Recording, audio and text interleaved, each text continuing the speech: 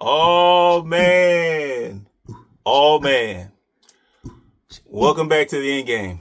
You guys know, you already know what I want to know. You already know what I want to know, yes? What has my coach and their pastor, what has their pastor been up to? Is that right? Is he working on, did he actually post the sixth donation video relative to the Newman Foundation? Even though in recent history he claimed that they were doing donations, they were giving for months, or they had been given frequently in the past. Yes. Even though he forced those boys to claim that they were also giving, that they were also being charitable. And so he claimed that he didn't feel a need to document. Yes. Unlike other folks, he didn't feel a need to document any of their charitable acts in the past. Yes.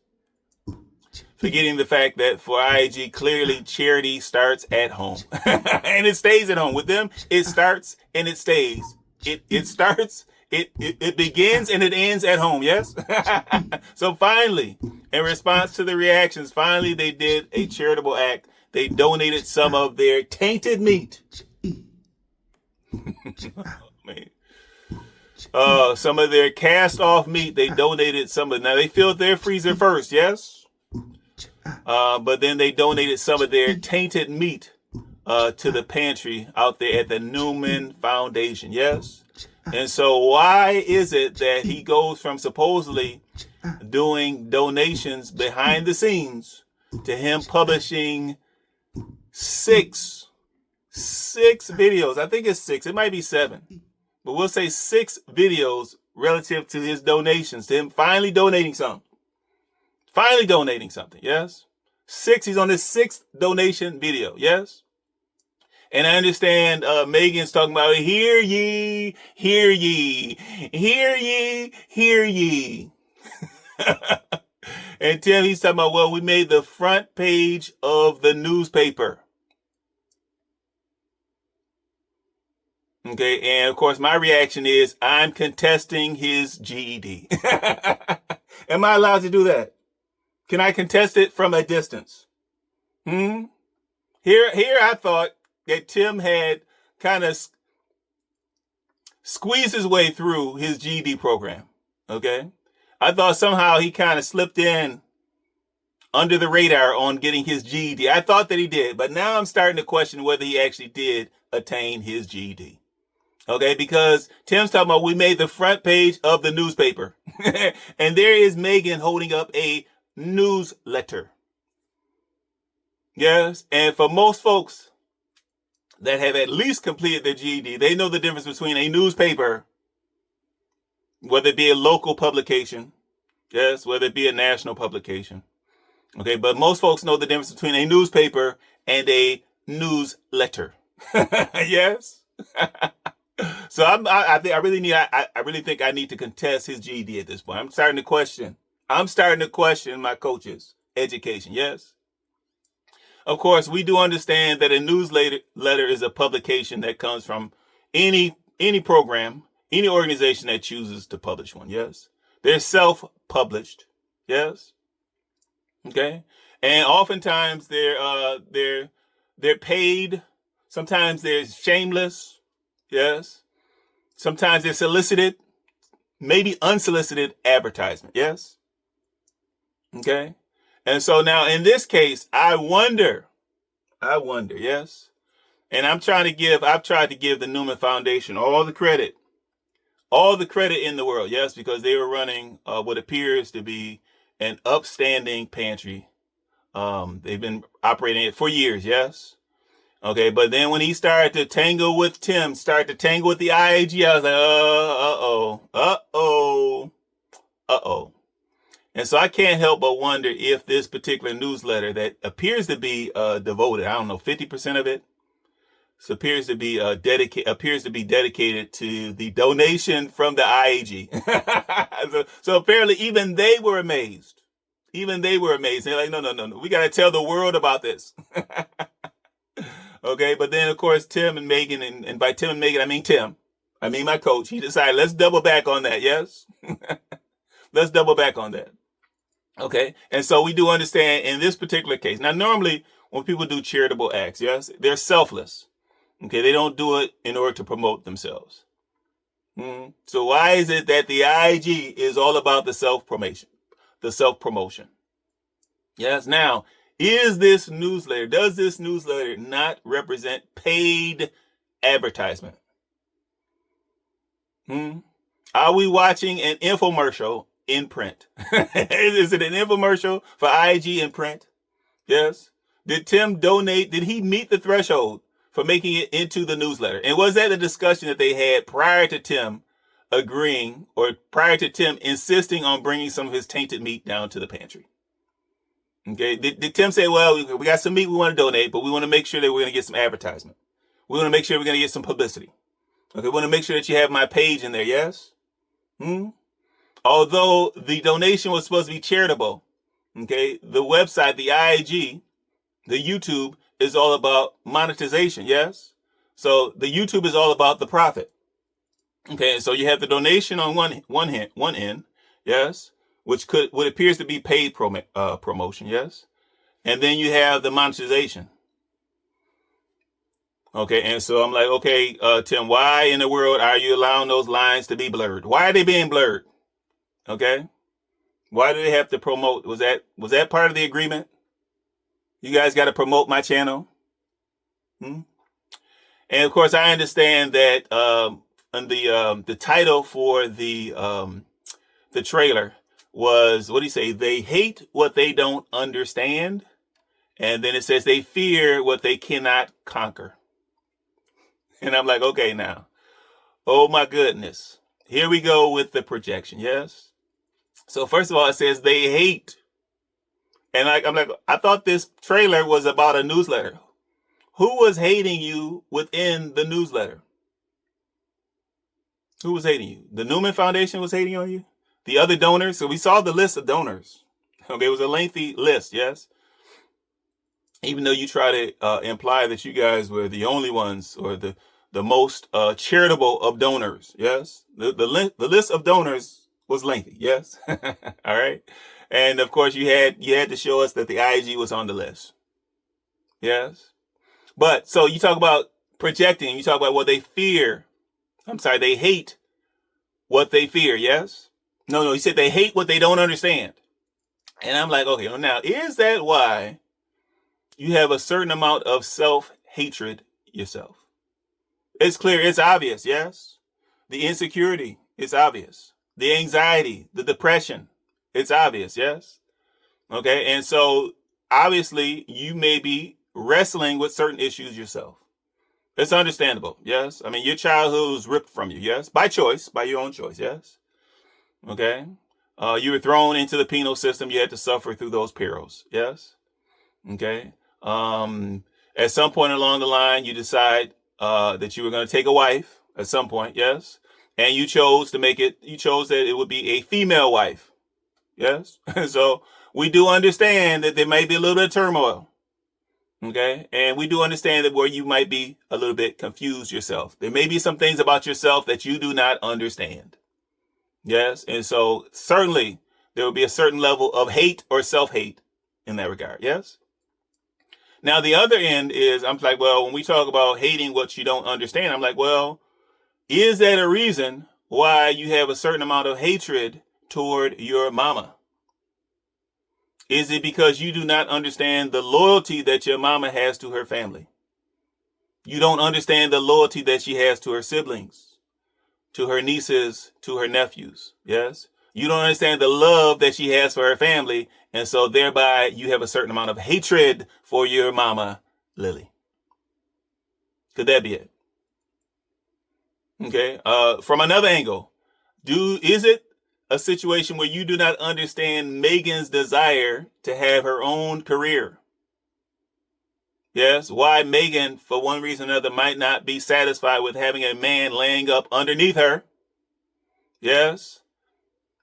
Okay. Why Megan asserts a certain amount of value to the education, to the degree that she has, to a career that she could have had. Yes. Okay. How Megan respects the career that some of her siblings and some of her family members have. Okay. Maybe because you don't understand that, maybe you hate that. Maybe that's the reason why you have a little bit of underlying hate for Megan. It's possible. Okay. But I'm seeing projection from different angles. I'm seeing projection. Yes.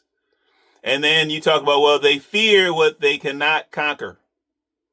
And I'm like, Tim, you're the only one that talks about conquering anything. You're the only one that talks about dominating anything. You're the one that talks about annihilating things. Yeah. You're the one that always talks about going beast mode, going with the beast mode. You're the one that's talking about conquering and annihilating things. Yes. And so now, are you telling us that you're doing that out of fear? Okay, because insecurity is a form of fear. Okay, and often fear is born out of insecurity. Yes? They go hand in hand. Yes? Okay, and so now, is it a case where, we do understand that you've stolen a certain portion of Megan's identity with regard to her work within the ministry? Yes? We do understand that you ripped her away from her family. We understand that you ripped her away from her friends. Yes. But for one reason or another, Megan has still not bought into your system. She has still not bought into your programming completely. And as a result, you fear the unknown. Yes. Is there some day where Megan will go off to the post office? Someday where Megan will drive the boys off to the library and they'll keep on going. Yes. Do you fear that you have not done a good enough job with your programming? Yes. Okay. So you try to control certain things. You try to script certain things on the farm. Do you fear that you have not truly conquered Megan? And do you have a fear in the background that maybe I have not conquered my boys? Okay. Because we do understand that you've oppressed those boys. You've tried to beat it into their heads, the importance of doing those farm chores. Yes. The importance of being farm hands. Yes. We do know that you've been controlling their imaginary finances. You've been controlling their imaginary finances, making financial decisions for those boys and claiming that they're doing it on their own. Yes. Do you fear? Yes. That although you tried to control those boys with a heavy fist, you tried to conquer their spirit. Yes. That as the boys get older, you still see that they have their own personality and personalities. In your case, you would expect them to have just a single personality. Yes, but they have multiple personalities. Yes, and we're not talking about your own multiple personality issues, coach. But are you projecting that you fear that, okay, one day those boys might decide to walk away? Okay. They're growing boys. Now, some people will say it would be easier for you to program a single individual, easier for you to program Megan alone. Okay, you tried to program your mama Lily. Okay, we see how that went. That failed. Ultimately, it failed. Grandma Lily, she tried to play along for a while. And then eventually, between her and her family, like, enough of this nonsense. Enough of this. Okay? But do you fear that at some point, those boys may actually walk away? Okay, you think that you're conquering them, but they're getting older. They're developing. You can stunt their growth. You can try to stunt their growth, but they're still growing. And so do you have a certain level of fear that you're not actually going to be able to conquer those boys? Well, all right. Like I said, welcome back to the Endgame. I'm actually going to give my reaction. I'm going to give my reaction to the recent IAG Farms video where Tim talks about setting his saw down for a while. Okay, and so Tim opens the video with him talking about finishing off the one of the ends, actually the ends. Let's not confuse these, yes? Okay, and so this is an extra long shed that he's working on. Okay, that he calls Emma, but the rest of us know it as Hemma, as in hoarding even more material assets, yes? And so he talks about finishing off just the one end that faces the poultry pen, the end that faces the happy camper, the end that's closest to the leach fields, aka the fecal fields. Yes. Okay. And so he's talking about finishing that off before they go on vacation. And I'm like, oh my goodness, I thought he was going to at least finish off all of the siding before vacation. Okay. But it comes as no surprise to us, yes, that Tim is like, I'm tapping out. I'm tapping out on this one. All right. Okay. Forget about the fact that it's taking me a month. It's taking me a month. It'll be a month to complete 3 sides of an extra long shed. Yes. Of a sardine can of a single wide. Tim's like, I'm tapping out on this. Yes. He's like, oh, we got to go on vacation in a week. Yes. July 12th is coming up quick. It's coming up quick. Yes. July 12th. And so it's like, oh, I got to go about getting the animals prepared, getting the animals prepped. Yes. So now, first of all, if Tim is leaving one side of that mobile home unfinished, it still just has the weather wrap on it. You guys can look forward to about 3 or 4 videos. I'm guessing about 4 videos. Okay. You can look forward to about 4 videos of him finally finishing off the siding, finally completing the siding on the entire mobile home. Okay. And now we do understand that, if not for those guys insisting that Tim do the siding before the roofing, Tim would have had the roofing applied, and certainly he would have left the weather wrap up there. And he would have gone about his business. He would have found other things to distract him from completing the task. Yes? Never forget that my coach never forgets. Never forget that my coach never finishes. Oh, he forgets all the time. Or, he pretends like he forgot. Yes? He never finishes any task that he starts. Okay? And you guys, I know you guys, you ready Tim Riders, you guys got him. You saw him getting closer and closer to completing the siding. And then he snatched the rug. Oh, don't forget who I am. Don't forget. Okay. Okay. Completing the siding would be too much like right. And so Tim's like, oh, I got to get the pigs. I got to get the sheep. I got to get the animals ready so that they can be tended to, so they can be self-sufficient while we're on vacation. Okay. And so now if Tim is talking about getting the animals prepped, if he's talking about getting the animals prepped for them taking the vacation. Now, first of all, he said, well, he's going to take a week to do that. So that means you guys can look forward to about 5 or 6 videos of him prepping the animals. 5 or 6 videos, yes? Okay, he's got to get the water set and settled. He's got to get the automatic feeders set and settled. They're going to be gone for 7 to 10 days. That's a long time. That will be a lot of prep. And so he claims that he's going to get it prepped such that, well, he says he has a neighbor. And hopefully by a neighbor, he doesn't mean Grandma Lily. Hopefully that's not what he means, yes?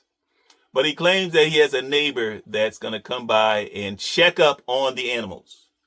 And he's saying, well, hopefully they won't have to do anything. They can just check up on them. Yes. Now, 7 to 10 days. Okay. In order to not be derelict, in order to not neglect those animals, you're going to need more than someone just checking up on them.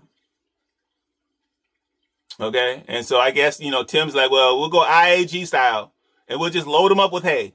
Load them up with hay. All the hay that they could possibly eat in a 10-day span. Okay, and I'm sure, Tim, he's going to share with us his estimate for how much hay that would be, yes? And I guess he said, well, we're going to set them up with as much water as they could possibly drink in a 7-day span. Okay, Tim. All right? Now, if you were a true farmer, you would understand the risk associated with that. Trying to allow animals to self-serve themselves for 7 to 10 days. Okay? Now, what about the chickens, the turkey, the duck? Are they going to remain cooped up for a span of 10 days? Okay, because certainly if the neighbor is just checking up on them, he or she is not going to be able to let them out and let them roam. Okay, because certainly when you come back, you see piles of feathers littered throughout the property. Yes? Okay, for every trash heap that you have littering your property, you'll see a pile of feathers as well. Good gracious. Yes? But we can look forward to so many videos. Now, I'm going to give my reaction to that. Nah, you know what? I can't take anymore. I can't take no more. That's it for my reaction. My reaction to that recent video where Tim is talking about laying down his saw for a while. Laying down for a while. And Megan, when he says he's going to lay it down for a while, Megan, okay, I think that Tim put it in quotes. Okay, and we do know that a while might be at least a month because he's going to work on the animal prep for a week. You guys are going on vacation you went on vacation for 7 to 10 days. That's a couple of weeks. We do know that at this point, we know that he took a 1 week break when he got back. And so easily a month that he's gone without working on or attempting to complete that siding. Good gracious, Tim. Good gracious, yes? Tim, get those roofers back on your property, yes? Okay? We need some workers on that property on a regular basis. All right? Not folks out there trying to skirt their duties. Folks out there that can't focus and can't finish any task that they ever start. Okay? And then they got to back up and say, oh, it looks beautiful. You got to convince Megan, hey, Megan, when you come to the driveway, Megan, I need you to squint your eyes, Megan, and pretend like you're approaching a beautiful mobile home. Okay? When in fact, what you're doing, you're approaching a semi-finished shed. Okay, when you put shed siding up on a mobile home, what you get is an elongated shed, yes? One that currently looks worse than Ernest. It currently looks worse. Okay, Megan, so don't claim that it looks beautiful. All right, Tim, he's a master. He's crafty with his editing, yes? Okay, Megan? And so he can edit it in. He can dub it in. He can do a voiceover whereby we hear you saying that it looks beautiful when we know it looks horrible, yes? Of course, the grass is overgrown. Yes. Of course, there's no skirting on the mobile home. So how in the world would it be looking beautiful? Okay. If anything, Megan, say that the progress is beautiful. All right. But that's it. I can't take no more. That's it for my reaction. Please like and subscribe. Chop it up in the comments. I want to shoot some love out to my current subscribers. Thank you for showing me that love. For those viewers that have not yet subscribed, please consider subscribing so that we can continue to shine that light. Until next time.